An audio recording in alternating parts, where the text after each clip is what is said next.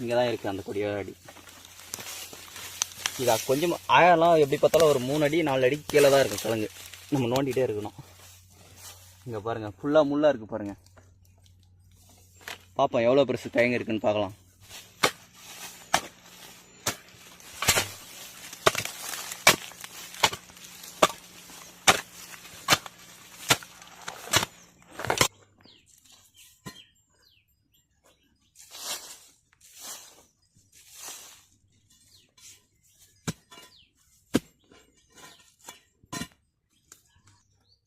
இந்த பாருங்க கிழங்கு வந்துச்சு.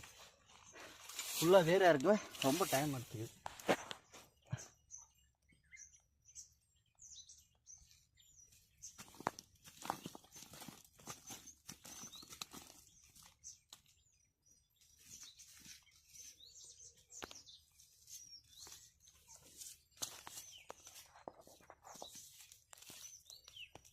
கை மாதிரி இருக்கும், சின்ன குழந்தை கை மாதிரி அருமையாக இருக்கும்.